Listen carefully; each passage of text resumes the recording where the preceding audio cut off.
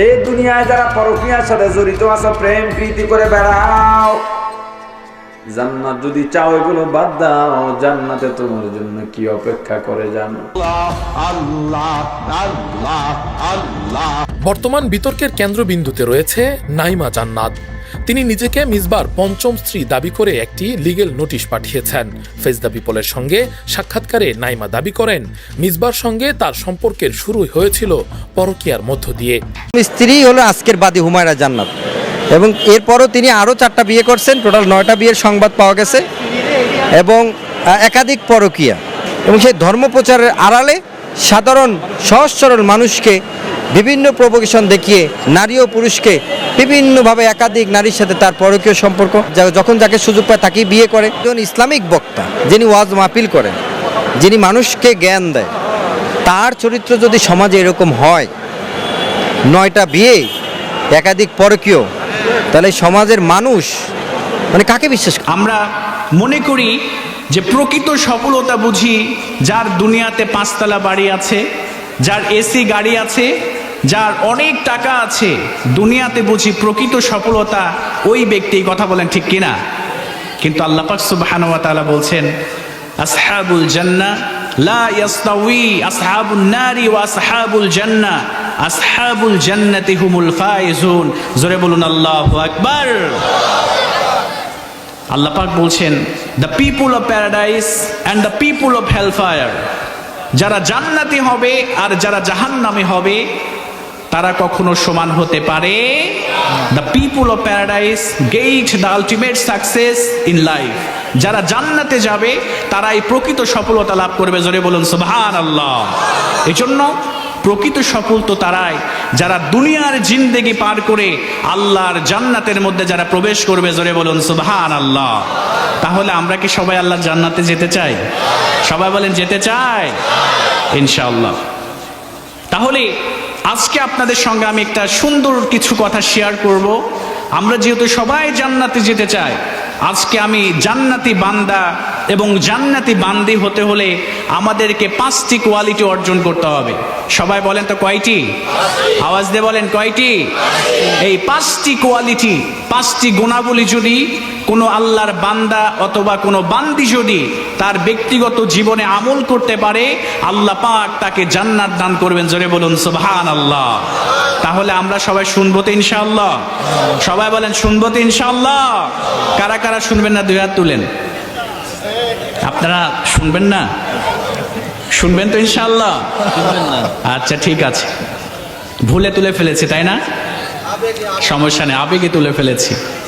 ঠিক আছে, কোনো সমস্যা নেই। চলেন আলোচনার দিকে যাই। তার আগে আমরা সবাই আল্লাহর নামের তাকবীর দিয়ে আমরা আলোচনা শুনতে যাবো ইনশাআল্লাহ। কারণ তাকবীরের মাধ্যমে এখান থেকে আমাদের যে অমনোযোগী ভাবটা রয়েছে ইনশাআল্লাহ সেই অমনোযোগী ভাবটা চলে যাবে। সবাই একটু তাকবীর দেন তো। লিল্লাহে তাকবীর, লিল্লাহে তাকবীর, লিল্লাহে তাকবীর। আলহামদুলিল্লাহ। সবাই মনোযোগ, ফুল কনসেন্ট্রেশন দিতে হবে। কোরআন শুনতে এসে অমনোযোগী হলে হবে না। কারণ যদি অমনোযোগী হয়ে যায় তাহলে পরের দিন চায়ের দোকানে বসে হুজুরের নামে আপনি বদনাম করবেন, হুজুরের নামে বদনাম করবেন। এজন্য আমার প্রিয় ভাইয়েরা, আমাদেরকে ফুল কনসেন্ট্রেশন দিতে হবে। একজন ব্যক্তি, একটা ছোট্ট ঘটনা বলি। একজন ব্যক্তি চায়ের দোকানে বসে বসে হুজুর, বড় একটা হুজুর আসছে, জালসার প্যান্ডেলে ওয়াজ করছে, আর তিনি চা ঘুরছে আর হুজুরের ওয়াজ শুনছে। তো হুজুর ওয়াজ করতে করতে বলছে, যদি কখনো পানি না পাওয়া যায় তাহলে তায়াম্মুম করতে হবে, আর তায়াম্মুম করতে গেলে নতুন হাঁড়ি যদি বাড়িতে থাকে তাহলে নতুন হাঁড়িতে হাত দিয়ে তায়াম্মুম করতে হবে। চায়ের দোকানে চা ঘুরছে আর কি ওয়াজ শুনছে। হঠাৎ করে রাতের বেলা কোথাও পানি নেই, নামাজ পড়বে, তখন মাথায় আসছে যে হুজুর বলছিল যে পাতিলে হাত দিয়ে তায়াম্মুম করে নিতে হবে। সে রান্নাঘরে গিয়ে পাতিল উল্টা করে পাতিলে 2 হাত দিয়ে, অন্ধকারের মধ্যে লাইট তেমন নেই, সুন্দর করে তায়াম্মুম করে মাসজিদে চলে গিয়েছে নামাজের জন্য। মাসজিদে নামাজে যাওয়ার পরে নামাজ শেষ করে পাশে যে সালাম ফিরছে, আসসালামু আলাইকুম রাহমাতুল্লাহ, পাশে যে দাঁড়িয়েছিল ও তো ভয় পেয়ে গিয়েছে যে আবার কে দাঁড়িয়ে আছে। তখন ওই ব্যক্তি বলছে যে ভয় পাওয়ার কারণ নেই, আমাকে চিনতে পারছো না? তখন বলছে তুমি আয়নায় গিয়ে তোমার মুখটাকে একবার দেখো, ও বাসায় যাওয়ার পরে আয়নায় মুখ দেখে হুজুরকে খুব বকাবকি শুরু করেছে। বলে এই জন্যই তো আমি হুজুরদেরকে দেখতে পারি না। জোরে বলুন নাউজুবিল্লাহ। আচ্ছা বলেন তো দেখি কি মিস্টেক করেছে? নতুন হারি, এই নতুন শব্দটা মিস্টেক করার কারণে সে হুজুরকে ভুল বুঝছে যে হুজুরদেরকে এই জন্য আমি কি করতে পারি না, এই জন্যই আমি দেখতে পারি না। এজন্য কথাগুলো মনোযোগ দিয়ে শ্রবণ করতে হবে প্রিয় ভাইয়েরা। তাহলে আমরা যে সূরাটি থেকে কথা শুনবো, সবাই আওয়াজ দিয়ে বলেন তো সেই সূরাটির নাম কি? সূরাত আলে ইমরান। চলেন আমরা সেই সূরা থেকে আমরা কথা শুনে আর কথা না বাড়ি ইনশাআল্লাহ। আল্লাহ পাক সুবহানাহু ওয়া তাআলা এই সূরার শুরু করছেন 133 নম্বর আয়াতে। আল্লাহ পাক বলছেন ওয়াসারিউ, আল্লাহ পাক বলছেন তোমরা দৌড়াও। তোমরা কি করো? সবাই বলেন কি করো? কথা বলতে হবে আমার সঙ্গে। আল্লাহ পাক বলছেন ওয়াসারিউ, তোমরা দৌড়াও। তোমরা কি করো? তোমরা দৌড়াও। আমরা বললাম আল্লাহ কোন দিকে দৌড়াবো? আল্লাহ বললেন তোমরা অগ্রসর হও ইলা মাগফিরাতিম মির রাব্বিকুম, তোমরা তোমাদের আল্লাহর ক্ষমার দিকে দৌড়াও, মাগফিরাতের দিকে দৌড়াও। জোরে বলুন সুবহানাল্লাহ। আল্লাহ বললেন শোনো, তোমরা তোমার রবের ক্ষমার দিকে দৌড়াও, তোমার রবের মাগফিরাতের দিকে দৌড়াও। ওয়া জান্নাতিন আরদুহাস সামাওয়াতু ওয়াল আরদ, আর সেই জান্নাতের দিকে দৌড়াও যার বিশালতা আসমান এবং জমিনের থেকেও বিস্তৃত। জোরে বলুন সুবহানাল্লাহ। আল্লাহ বলছেন তোমরা দৌড়াও তোমার রবের ক্ষমার দিকে আর সেই জান্নাতের দিকে যে জান্নাতের বিশালতা আসমান এবং জমিনের থেকেও বড়। জোরে বলুন সুবহানাল্লাহ। এবার চিন্তা করেন আমরা দুনিয়ার মানুষগুলো কোন দিকে দৌড়াই? আজকে আমরা দুনিয়ার পেছনে এমন ভাবে ছুটেছি, আমরা আজকে দুনিয়ার দিকে দৌড়াই। যার 1 বিঘা জমি আছে চিন্তা করে কেমন করে 2 বিঘা জমির মালিক হওয়া যায়। কথা বলেন ঠিক কিনা? যার 1 তলা বাড়ি আছে সে চিন্তা করে কিভাবে 5 তলা বাড়ির মালিক হওয়া যায়। যার একটা মোবাইল ফোন আছে, স্যামসাং মোবাইল যার আছে চিন্তা করে কেমন করে আইফোনের মালিক হওয়া যায়। যার এই দুনিয়ার দিকে আজকে আমরা ক্ষমতার দিকে দৌড়াই, আমরা দুনিয়ার পিছনে আমরা দৌড়াই। কথা বলেন ঠিক কিনা? আল্লাহ স্মরণ করে দিলেন বান্দা ওয়ালাল আখিরাতু খায়রুল লাকা মিনাল উলা, তোমরা কোন দিকে দৌড়াও? দুনিয়ার পিছনে দৌড়ায়ও না। কারণ হলো তোমাদের জন্য আমি আল্লাহ রাব্বুল আলামিন পরকালের জীবনটাই সর্বশ্রেষ্ঠ করে দিয়েছি। জোরে বলুন সুবহানাল্লাহ। তোমাদের জন্য পরকালীন জীবনটাই হচ্ছে সর্বশ্রেষ্ঠ জীবন। জোরে বলুন সুবহানাল্লাহ। এজন্য আমার প্রিয় ভাইয়েরা, আপনি যদি আজকে মারা যান আপনার সব পড়ে থাকবে, আপনার 5 তলা বাড়ি পড়ে থাকবে, টাইলস ফিটিং বাথরুম পড়ে থাকবে, আপনার স্ত্রী পড়ে থাকবে, সন্তান পড়ে থাকবে, সব কিছু ফেলে আল্লাহ রাব্বুল আলামিনের কাছে খালি হাতে ফিরে যেতে হবে। কথা বলেন ঠিক কিনা? অথচ আমাদের আজকে কোনো বিবেক কাজ করে না। আমরা আল্লাহর জন্য দৌড়াই না, আল্লাহর ক্ষমার দিকে দৌড়াই না, আল্লাহর জান্নাতের দিকে দৌড়াই না। আজকে আমরা আল্লাহর জান্নাত আর ক্ষমার দিকে না দৌড়ায় আমরা শুধু দুনিয়ার পিছনে ছুটে চলেছি। কথা বলেন ঠিক কিনা? আমরা দুনিয়ার পিছনে ছুটে চলেছি, অথচ আমরা ভুলে গিয়েছি এই দুনিয়া ছেড়ে একদিন আমাদেরকে পরকালীন জীবনে আমাদেরকে চলে যেতে হবে। কথা বলেন ঠিক কিনা? আজকে আমার যুবক ভাইয়েরা, আমার যুবক ভাইদের নেশা আর পেশাই হচ্ছে আজকে তারা হারাম রিলেশনশিপের দিকে তারা দৌড়ায়। কথা বলেন ঠিক কিনা? একটা যুবকের একটা গার্লফ্রেন্ড আছে। মুরব্বী আঙ্কেল আছেন, মনে করবেন না কিছু, কারণ যুবকদেরকে কিছু বলতে হবে, মোটিভেট করতে হবে। কারণ যুবকরা যদি পথ দেখে, পথ দেখবে জয়নগর। কথা বলেন ঠিক কিনা? যুবকরা যদি পথ দেখে আমাদের পথ দেখবে পাবনা জেলা। যুবকরা যদি সঠিক পথ দেখে আমাদের পথ দেখবে বাংলাদেশ। কথা বলেন ঠিক কিনা? কারণ যুবকরাই যুগে যুগে ইসলামের তারা বিজয় তারা করেছে। কথা বলেন ঠিক কিনা? এজন্য যুবকের আজকে আল্লাহ বলছেন জান্নাতের দিকে দৌড়াও আর ক্ষমার দিকে দৌড়ায়, অথচ আল্লাহর জমিনে আল্লাহর নিয়ামত পাওয়ার পরে আজকে যুবকেরা গার্লফ্রেন্ডের পিছনে দৌড়ায়। কথা বলেন ঠিক কিনা? একটা গার্লফ্রেন্ড আছে, তার হচ্ছে না, আর একটা লাগবে, আর একটা হয়েছে, আর একটা লাগবে। এরকম কন্টিনিউ তারা হারাম রিলেশনশিপে জড়ায়। এরকম যুবক কি আছে আপনাদের এদিকে? কথা বলেন না কেন যুবক ভাইরা? আছে। হারাম রিলেশনশিপ যুবকদের চরিত্রকে নষ্ট করে দিচ্ছে।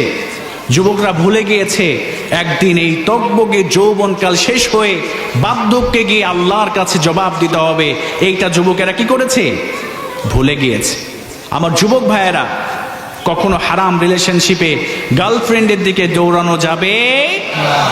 আপনি গার্লফ্রেন্ডের দিকে কেন দৌড়াবেন? আপনার জীবন কেমন ভাবে গঠন করেন, এস্টাবলিশ ইয়োরসেলফ। আপনি আপনার জীবন কেমন ভাবে প্রতিষ্ঠিত করেন। গার্লফ্রেন্ডের পিছনে আপনার দৌড়াতে হবে না, মেয়ের বাবা আপনার পিছনে দৌড়াবে। কথা বলেন ঠিক কিনা? নিজেকে এমন পজিশন তৈরি করেন যাতে করে মেয়ের বাবা আপনার পিছনে দৌড়ায়। আপনি কেন মেয়ের পিছনে দৌড়াবেন? আপনি যদি মেয়ের পিছনে দৌড়ান, আপনি একজন নির্লজ্জ পুরুষ। কথা বলেন ঠিক কিনা? এজন্য যুবকেরা কখনো মেয়েদের পিছনে দৌড়াবে? তারা দৌড়াবে আল্লাহর ক্ষমার দিকে। সবাই বলেন কিসের দিকে? আল্লাহর ক্ষমা এবং জান্নাতের দিকে দৌড়াবে। এজন্য আল্লাহ স্মরণ করে দিলেন, বান্দারে শোনো, ওয়াসারিউ ইলা মাগফিরাতিম মির রাব্বিকুম ওয়া জান্নাতিন আরদুহাস সামাওয়াতু ওয়াল আরদ। আল্লাহ বললেন, বান্দারে আমার ক্ষমার দিকে দৌড়াও আর সেই জান্নাতের দিকে দৌড়াও যার বিশালতা আসমান এবং জমিনের থেকেও বিস্তৃত। জোরে বলুন সুবহানাল্লাহ। এজন্য প্রিয় ভাইরা, দুনিয়ার সব কিছু ছেড়ে একদিন চলে যাব। দুনিয়ার এই মায়া মমতা বন্ধু বান্ধব সব কিছু ছেড়ে চলে যাব। এজন্য চলে যখন যেতেই হবে, আমাদের জীবনটা এমন ভাবে গঠন করতে হবে যাতে আল্লাহর ক্ষমা পেয়ে আমরা আল্লাহর জান্নাতে প্রবেশ করতে পারি। জোরে বলুন সুবহানাল্লাহ। এই যে দুনিয়াতে আমরা যা করি সব কিছু আল্লাহ পাক আমাদেরকে দেখায় দিবেন। কথা বলেন ঠিক কিনা? যা করি না কেন সব কিছু আল্লাহ পাক দেখায় দিবেন। এজন্য আমাদেরকে সাবধান হতে হবে। এমন কোনো খারাপ কাজের মধ্যে লিপ্ত হওয়া যাবে না যার মাধ্যমে আল্লাহর জাহান্নামের মধ্যে আমাদেরকে নিক্ষেপ হতে হয়। এই যে আল্লাহ পাক সুবহানাহু ওয়া তাআলা এই যে আয়াতের মধ্যে ভালো করে এবার লক্ষ্য করেন, আল্লাহ পাক বললেন ইলা মাগফিরাতিম মির রাব্বিকুম ওয়া জান্নাতিন আরদুহাস সামাওয়াতু ওয়াল আরদ। আল্লাহ পাক আগে ক্ষমার কথা এখানে আনলেন। সবাই বলেন তো কিসের কথা আনলেন? আগে আল্লাহ ক্ষমার বর্ণনা দিলেন, এরপরে আল্লাহ পাক জান্নাতের কথা বললেন, এরপরে কিসের কথা বললেন? আপনাদের কাছে একটা প্রশ্ন রাখতে চাই, সেটি হচ্ছে আল্লাহ পাক কি ইচ্ছা করলে জান্নাতকে আগে আনতে পারতেন না এবং তারপরে ক্ষমার কথাকে আল্লাহ বলতে পারতেন না? আল্লাহ ইচ্ছা করলেই জান্নাতকে আগে কথা ইলাল জান্নাহ, আল্লাহ আগে জান্নাতকে উল্লেখ করতে পারতেন, এরপরে আল্লাহ পাক ইচ্ছা করলেই ক্ষমার কথা উল্লেখ করতেন।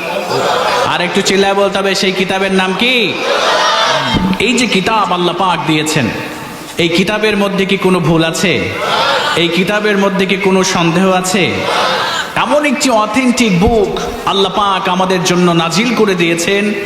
এই কিতাবটি জাহান্নামী মানুষদেরকে জান্নাতের পথ দেখায়। জোরে বলুন সুবহানাল্লাহ। এজন্য আল্লাহ পাক বলছেন, this is the book about which there is no doubt a guidance for those conscious of Allah. আল্লাহ বলছেন, জালিকাল কিতাবু লা রাইবা ফিহ, এমন একটি কিতাব আমি তোমাদের জন্য দিয়েছি যে কিতাবের মধ্যে কোনো ডাউট নাই, যে কিতাবের মধ্যে কোনো সন্দেহ নাই, যে কিতাবের মধ্যে কোনো ভুল নাই। আর এই কিতাবটি যারাই পড়বে আল্লাহ পাক তাদেরকে হেদায়েত দান করবে। জোরে বলুন সুবহানাল্লাহ। এজন্য এই কোরআন থেকে আমরা যে কথাগুলো শুনবো আমরা সবাই আমল করার চেষ্টা করতে হবে। সবাই পড়ে ইনশাআল্লাহ। কারণ কোরআন থেকে যদি আপনি এক কান দিয়ে শুনেন আর এক কান দিয়ে বের করে দেন, তাহলে এই কোরআন থেকে হেদায়েত পাওয়া যাবে? হেদায়েত পাওয়া যাবে না। এজন্য কোরআন থেকে কথা শুনতে হবে আর মনে মনে নিয়াত করতে হবে, হুজুর আজকে যে কথাগুলো বলবে সেই কথাগুলো যদি কোরআনের পক্ষে থাকে, কোরআন থেকে হয়, আর ওই কথাগুলো যদি আমার দলের বিপক্ষে যায়, আমার নেতার বিপক্ষে যায়, আমার পীরের বিপক্ষে যায়, তবু আমি তওবা করে কোরআনের কথাগুলোকে মেনে নিব। যদি এরকম মন থাকে তাহলে এই কোরআন থেকে হেদায়েত দেবেন একজন। চিল্লায় বলেন তো তিনি কে? তাহলে চলুন আমরা কোরআন থেকে কিছু কথা শুনবো ইনশাআল্লাহ। আমি আজকে আপনাদের সামনে পবিত্র কোরআনুল কারীম থেকে যে সূরাটি থেকে আলোচনা করব সেই সূরাটির নাম হচ্ছে সূরাতু আল ইমরান। সবাই বলেন তো সূরাটির নাম কি? আর একটু জোরে বলেন, সূরাটির নাম কি? সূরাতুল আলে ইমরান, পবিত্র কুরআন আল কারীমের 3য় নাম্বার সূরা। সবাই বলেন তো কত নাম্বার সূরা? 3য় নাম্বার সূরা। এই সূরার 133, 134, 135 এবং 136 নাম্বার আয়াত থেকে আমি আপনাদেরকে কিছু কথা শেয়ার করব। আল্লাহ পাক সুবহানাহু ওয়া তাআলা আমাদের সবাইকে আমলগুলো করার জন্য তৌফিক দান করেন, সকলে পড়ি আল্লাহুম্মা আমিন। এই যে আমরা এখানে যারা বসে আছি, আচ্ছা সবাই একটু এক বাক্যে জবান খুলে একটু সবাই বলেন তো দেখি যে আমরা সবাই কি জান্নাতে যেতে চাই? এই অবস্থা, মানে জান্নাতে যাব এই কথাটাও কি একটু জোরে বলতে কষ্ট হচ্ছে? দেখেন, আপনি একটু খেয়াল করে দেখেন, মানে জান্নাতে যাওয়ার কথা বলবে এমন করে বলছে, মানে ভয় পাচ্ছে, মানে জান্নাত খুব ভয়ঙ্কর জায়গা। কি জান্নাত কি ভয়ঙ্কর জায়গা? তাহলে আওয়াজ এত আসতে কেন? একটু জোরে বলেন, আমরা কি জান্নাতে যেতে চাই? সবাই পড়ে ইনশাআল্লাহ। আমরা সবাই জান্নাতে যেতে চাই। যে নামাজ পড়ে না তাকে যদি জিজ্ঞেস করে, ভাই তুমি কি জান্নাতে যাবে, সেও কি বলবে? অবশ্যই জান্নাতে যেতে চায়। একজন সুদখোরকে যদি বলেন তুমি কি জান্নাতে যেতে চাও, সেও কি বলবে? সেও জান্নাতে যেতে চায়। এই পৃথিবীতে আল্লাহ পাক সুবহানাহু ওয়া তাআলার জান্নাতে আমরা সকলেই যেতে চাই, কথা বলেন ঠিক কিনা? কিন্তু জান্নাতে কি আল্লাহ পাক আমাদেরকে এমনি এমনি দিবেন? এমনি এমনি দিবেন না, কিছু কর্মসূচি আমাদেরকে বাস্তবায়ন করতে হবে।